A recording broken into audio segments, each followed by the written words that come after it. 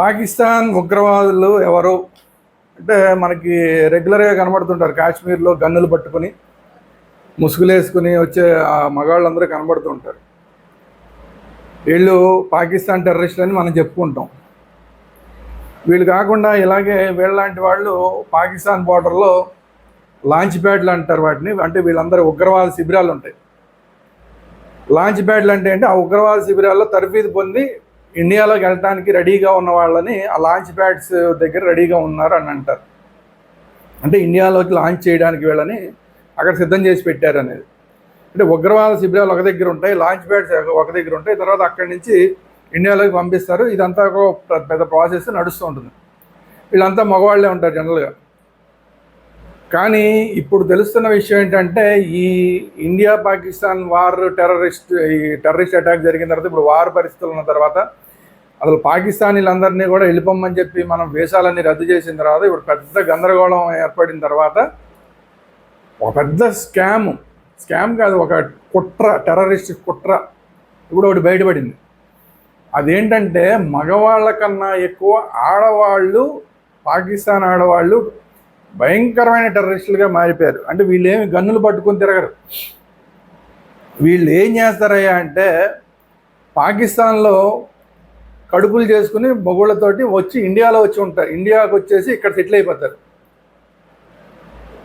ఆ పాకిస్తాన్ సిటిజన్షిప్ తోటే ఉండి ఏదో ఒక వీసా పట్టుకుని వస్తారు ఇండియాకి. వచ్చిన తర్వాత లాంగ్ టర్మ్ వీసాకి అప్లై చేస్తారు. ఆ లాంగ్ టర్మ్ వీసాకి అప్లై చేయగానే స్థానికంగా ఉన్న ఎవడో ఉంటాడు, సన్నాసులు ఉంటారు కదా ఈ రాజకీయ నాయకులు, వాళ్ళు వీళ్ళకి లాంగ్ టర్మ్ వీసా వచ్చేలాగా కొద్దిగా ఏర్పాట్లు చేస్తారు, సహాయ సహకారాలను అందిస్తారు. కొన్నాళ్ళు అలా నడుస్తుంది. అలా నడిచిన తర్వాత మళ్ళీ వీళ్ళకి ఆధార్ కార్డు ఇస్తారు, ఆ తర్వాత రేషన్ కార్డు ఇస్తారు. ఇవన్నీ కూడా ఒక ప్రొసీజర్ ప్రకారం జరిగిపోతాయి. ఒక 5-6 నెలల్లో ఇవన్నీ కూడా జరిగిపోతాయి. ఈలోపు ఏం చేస్తారు, కడుపులతో వచ్చి వచ్చారు కదా, ఇక్కడ పిల్లల్ని కంటారు. ఈ పిల్లల్ని కానీ ఒక 5-6 నెలలు వచ్చిన తర్వాత మళ్ళీ పాకిస్తాన్కి వెళ్తారు. పాకిస్తాన్కి వెళ్ళి మళ్ళీ అక్కడ కడుపు చేయించుకుని, భర్త ఉంటాడు కదా అక్కడ, ఆ భర్తతోటి కడుపు చేయించుకుని మళ్ళీ ఇక్కడికి వచ్చేస్తారు. ఇక్కడికి వచ్చి పిల్లల్ని కంటారు. ఇలాగా పాకిస్తాన్కి చెందిన మహిళలు, ముస్లిం మహిళలు 5 లక్షల మంది సుమారుగా ఈ దేశంలోకి వచ్చి ఇక్కడ పిల్లల్ని కన్నారంట. 5 లక్షల మంది అంటే ఒక 5 లక్షల మంది పిల్లల్ని కన్నా ఉంటారు. మొత్తం 10 లక్షల మంది అనుకుంటాం కదా, కాదు. వీళ్ళు కనీసం అంటే 5గురిని, ఎక్కువలో ఎక్కువ ఒక 14 మందిని కన్నారంట. అతి తక్కువగా లెక్కేసుకుంటే 5గురు. పోనీ ఆ 5గురిని లెక్కేసుకున్నా కూడా 25 లక్షల మంది పిల్లల్ని ఆల్రెడీ కనేశారు ఈ దేశంలో. వీళ్ళ నాన్నలందరూ పాకిస్తాన్ నాన్నలు. వీళ్ళు చిన్నప్పటి నుంచి ఈ పిల్లలకి ఏమని పెంచి పోషిస్తున్నారు, మంది పాకిస్తాన్, మీ నాన్న పాకిస్తాన్లో ఉంటాడు. మధ్యలో వీళ్ళు తీసుకెళ్ళి చూపిస్తూ ఉంటారు. వీళ్ళందరూ ఆ బార్డర్ చుట్టుపక్కలే ఉంటారు. ఈ పంజాబు, అలాగే హర్యానా, అలాగే ఈ గుజరాత్, ఈ ప్రాంతాల్లో, రాజస్థాన్, ఈ ప్రాంతాల్లో బార్డర్ ఏదైతే ఉందో ఆ బార్డర్ దగ్గరలో వీళ్ళందరూ సెటిల్ అయిపోయినారంట. వీళ్ళు చిన్నప్పటి నుంచి పిల్లలకి మంది పాకిస్తాన్ అని నూరిపోస్తారు. ఈ దేశంలో టెర్రరిస్టులలాగా తయారవడానికి వీళ్ళని తరఫీదిస్తున్నారు. ఇండియాకి వ్యతిరేకంగా చిన్నప్పటి నుంచి ఉగ్గుపాలతోటి తయారు చేసి పెంచి పోషిస్తున్నారు. వీళ్ళని పోషించాల్సిందేమో భారతదేశం. వీళ్ళందరూనేమో పాకిస్తానీలాగా ఫీల్ అయిపోతారు. ఎందుకంటే తండ్రి పాకిస్తాన్ కాబట్టి మధ్యలో వెళ్ళొస్తూ ఉంటారు కదా. ఇది కాకుండా అంటే ఇప్పుడు మినిమం లెక్కేసుకుంటే 25 లక్షల మంది కన్నారా, ఇంక మ్యాక్సిమం అంటే ఎంత లెక్కేసుకోండి. 5 అంటేనే 25 లక్షలు, 10 మంది అంటే 50 లక్షలు, 15 మంది అంటే 75 లక్షలు. అంటే 25 లక్షల నుండి 75 లక్షల మధ్యలో ఆల్రెడీ పాకిస్తాన్ ఆడవాళ్ళ ద్వారా, పాకిస్తాన్ మగవాళ్ళ ద్వారా పుట్టిన పిల్లలు ఈ దేశంలో బతుకుతున్నారు. తమ తల్లులతో సహా, అంటే 5 లక్షల మంది తల్లులతో కలిసి బతుకుతున్నారు. ఈ 5 లక్షల మంది ఏం చేస్తారంటే, ఈ 5 లక్షల మంది తల్లులు వీళ్ళకి పిల్లలు, వీళ్ళందరికీ రేషన్ కార్డుల ద్వారా ఇక్కడున్న రేషన్ కార్డు వచ్చేస్తుంది. ఇక్కడున్న పథకాలన్నీ వీళ్ళకి వర్తిస్తూ ఉంటాయి. నెల రేషన్ వస్తుంది కదా, ఈ నెల వచ్చిన రేషన్ని ఆ బార్డర్ ద్వారా పాకిస్తాన్ తీసుకెళ్ళి అక్కడ మొగుళ్ళకి ఇస్తుంటారంట. భారతదేశానికి సంబంధించిన ఏదైతే ఈ మొత్తం రేషన్ ఉంటుందో, బియ్యం కానీ లేదంటే కందిపప్పు కానీ, పప్పు, ఉప్పు, పంచదార ఒక్కొక్క రాష్ట్రంలో ఒక రకంగా ఇస్తుంటారు కదా, వీటన్నిటిని చిన్న చిన్న ట్రక్కుల్లో వేసుకుని పాకిస్తాన్కి తీసుకెళ్ళి అక్కడ మొగుళ్ళకి ఇచ్చి మళ్ళీ వచ్చేస్తుంటారంట వీళ్ళు. అంటే మనం ఇక్కడ బతుకుతున్న ఈ మహిళల్ని, ఈ పిల్లల్ని పోషించడం మాత్రమే కాకుండా మనం పాకిస్తాన్లో ఉన్న వీళ్ళ మొగుళ్ళని కూడా మనమే పోషిస్తున్నాం ఇప్పుడు. అంటే మన శత్రువులకి మనమే పెంచి పోషిస్తున్నట్టు గవర్నమెంట్ డబ్బులతో, మన ట్యాక్సులు కట్టే డబ్బులతో.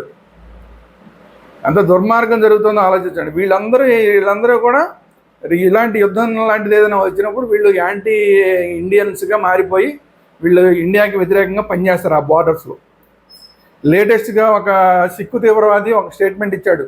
వాడు పన్ను అని ఉన్నాడు, వాడు కెనడాలో ఉంటాడు. వాడు ఖలిస్తాన్ ఉగ్రవాది, వాడు సిక్కు. అయినా వాడేమంటున్నాడు, ఆల్రెడీ పాకిస్తాన్కి సంబంధించిన 50,000 మంది ఆల్రెడీ ఉన్నారు పంజాబ్లో. మీరు పంజాబ్ బార్డర్ ద్వారా మీరు పాకిస్తాన్తో యుద్ధం చేస్తానంటే వాళ్ళే మీకు ముందు అడ్డం పడతారు, మిమ్మల్ని పాకిస్తాన్ వైపు వెళ్లకుండా సైన్యానికి అడ్డం పడతారని చెప్పి వాడు స్టేట్మెంట్ ఇస్తున్నాడు ఎక్కడ కెనడాలో కూర్చుని. ఇప్పుడు వీళ్ళతో తోడు ఇప్పుడు ఈ ఉగ్రవాదులు, అంటే ఈ సిక్కు తీవ్రవాదులు ఎవరైతే ఉన్నారో, ఖలిస్తాన్ ఉద్యమం కోసం పనిచేసే తీవ్రవాదులు ఎవరైతే ఉన్నారో, వీళ్ళు కూడా ఈ ముస్లిం మహిళలకి ఈ పాకిస్తాన్ వాళ్ళతోటి అంటకాగి తిరుగుతున్నారు. ఎందుకంటే ఈ మన పంజాబ్ సగం పంజాబ్ అక్కడ పాకిస్తాన్లో కూడా ఉంది కదా, అక్కడ కూడా సిక్కులే ఉండేది. వాళ్ళు అందరూ కలిసి ఖలిస్తాన్ అని చెప్పి వీళ్ళందరూ కలిసిపోయి పాకిస్తాన్కి అనుకూలంగా ఇక్కడున్న పంజాబీల్ని కూడా మొత్తం సిక్కుల్ని కూడా మార్చేశారు. చూడండి ఎంత డేంజర్ పరిస్థితిలోకి వెళ్ళిపోతున్నాం. మన రాజకీయ నాయకుల్ని మనం సరిగ్గా ఎన్నుకోకపోవడం వల్ల, దుర్మార్గులైన రాజకీయ నాయకులు ఉండటం వల్ల మనం ఎంత డేంజర్ సిచ్యువేషన్లోకి వెళ్ళిపోతున్నాం. ఇవన్నీ కాకుండా భారతదేశంలో పుట్టిన భారతీయ ముస్లిం మహిళలు అనేక మంది ప్రత్యేకించి వెళ్ళి పాకిస్తానీని పెళ్లి చేసుకుని అక్కడ కడుపులు చేసుకుని వచ్చి ఇక్కడ పిల్లల్ని కంటున్నారు. ఇందాక చెప్పింది పాకిస్తాన్ మహిళలు పాకిస్తాన్ నుంచి మొగుళ్ళతో కడుపులు చేసుకుని వచ్చేసి ఇక్కడ ఇండియాలో ఉండిపోవడం. వీళ్ళకి తోడు ఇండియాలో పుట్టి ఇండియాలో పెరిగిన మహిళలే ముస్లిం మహిళలు, వీళ్ళు పాకిస్తాన్ వెళ్ళి పాకిస్తాన్ వాడికి పిల్లల్ని అక్కడ కడుపు చేసుకుని వచ్చి ఇక్కడ పిల్లల్ని కానీ మళ్ళీ సేమ్ ఇదే, మనదంతా పాకిస్తాన్, మీ నాన్న పాకిస్తాన్, మనదంతా పాకిస్తాన్, మనం పాకిస్తాన్కి అనుకూలంగా ఉండాలని ఇలా చిన్నప్పటి నుంచి పిల్లల్ని పెంచి పోషిస్తున్నారు ఈ ముస్లిం మహిళలు. ఇలా ఎన్ని లక్షల మంది అయిపోయి ఉంటారండి. వీళ్ళకి మన రాజకీయ నాయకులు తోడైపోయి, అది ఈ ఉద్యమం ఎప్పటి నుంచి తెలుసా, 1990 నుంచి జరుగుతుందంట ఈ ఉద్యమం. ఇప్పటికి మనకి తెలిసింది.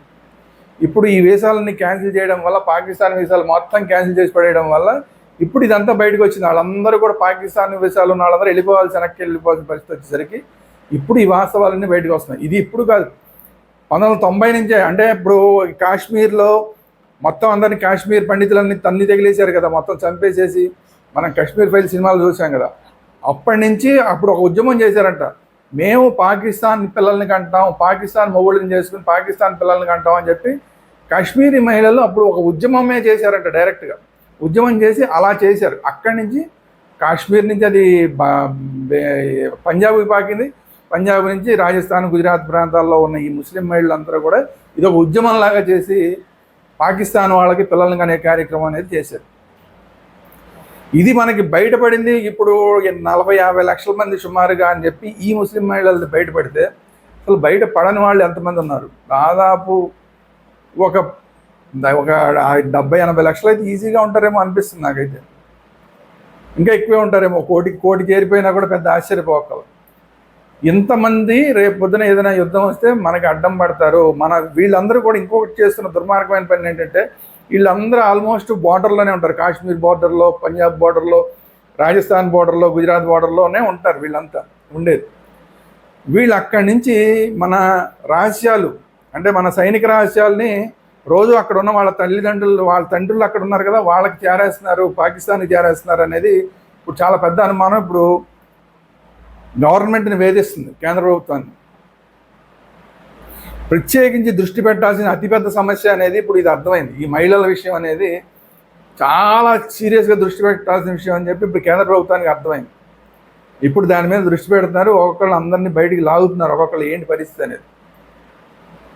చూడండి ఎంత దుర్మార్గం. ఒక పక్క నుంచి పాకిస్తాన్ నుంచి టెర్రరిస్టులు రావడం, ఇటు బంగ్లాదేశ్ నుంచి రోహింగ్యాలు వచ్చేయడం, మన ఇక్కడ కొంతమంది ఇక్కడ ఉన్న భారతీయ ముస్లింలే భారతదేశానికి వ్యతిరేకంగా పాకిస్తాన్కి అనుకూలంగా వాళ్ళ మైండ్ సెట్లన్నీ మారిపోవడం కేరళలో చూసాం.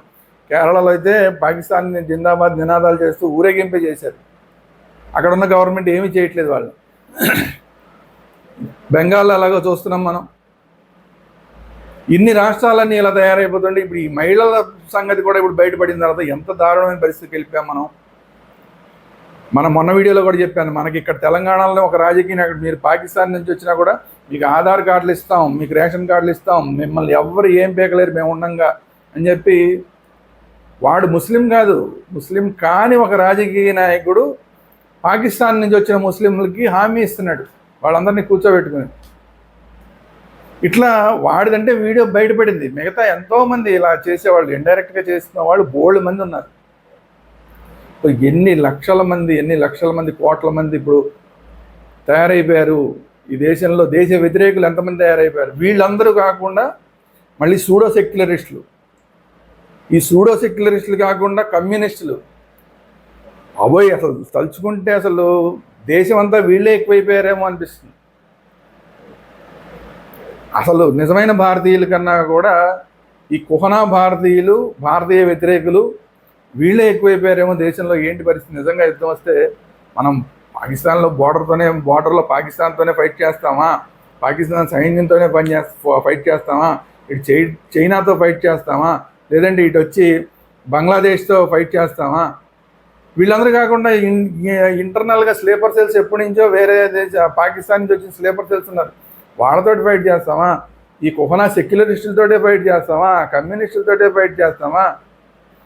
ఇప్పుడు ఈ ఆడవాళ్ళ ద్వారా పుట్టిన లక్షలాది మంది, కోట్లాది మంది ఈ పిల్లలతోనే ఫైట్ చేస్తామా? పిల్లలంటే వీళ్ళు పిల్లలు కాదు, వీళ్ళు పెరిగి పెద్దవాళ్ళు అయిపోయి వీళ్ళకి పెళ్ళిళ్ళు అయిపోయి మళ్ళీ పిల్లలు కూడా పుట్టేశారు వీళ్ళకి అప్పుడే. ఈ పాకిస్తాన్ నుంచి వచ్చేసిన మహిళలు ఆల్రెడీ అమ్మలు అయిపోయారు, అమ్మమ్మలు తాతమ్మలు కూడా అయిపోయారు, వీళ్ళంతా ముసలాళ్ళు కూడా అయిపోయారు. వాళ్ళ నెక్స్ట్ జనరేషన్, ఆ నెక్స్ట్ జనరేషన్ కూడా రెడీ అయిపోయింది అప్పుడే. మనం ఎంత కళ్ళు మూసుకొని ఉన్నాము, ఈ దేశంలో ఉన్న ఇంటెలిజెన్స్ వ్యవస్థ అంత కళ్ళు మూసుకుపోయింది, రాజకీయ వ్యవస్థ ఎంత భ్రష్టు పట్టిపోయింది, మన దేశాన్ని ఏ విధంగా మొత్తం భ్రష్టు పట్టించేశారు అనేది ఇప్పుడు ఈ యుద్ధం వాతావరణం పుణ్యం అని చెప్పి అన్నీ బయటపడుతున్నాయి. సో వీటన్నిటినీ అసలు మనం క్లియర్ చేసుకునేసరికి ఎన్ని సంవత్సరాలు పడుతుందో అసలు అర్థం కాని పరిస్థితి. చూద్దాం మరి కేంద్ర ప్రభుత్వం వీటన్నిటి మీద ఏం చేస్తుంది, ఏమి చర్యలు తీసుకుంటుంది, ఇలా వచ్చిన వాళ్ళందరినీ ఎంతమందిని బయటికి పంపించగలుగుతాం ఏంటి అనేది చూద్దాం. ఇది ఈరోజు వీడియో. ఈ వీడియో కనుక మీకు నచ్చినట్టు లైక్ చేయండి, మీ అభిప్రాయం కామెంట్ రూపంలో తెలియజేయండి. అలాగే ఈ వీడియోని అందరికీ షేర్ చేయండి. మన ఛానల్ వేదాంత ఛానల్ని అందరూ సబ్స్క్రైబ్ చేసుకోండి. Thank you very much. జై హింద్, భారత్ మాతాకి జై.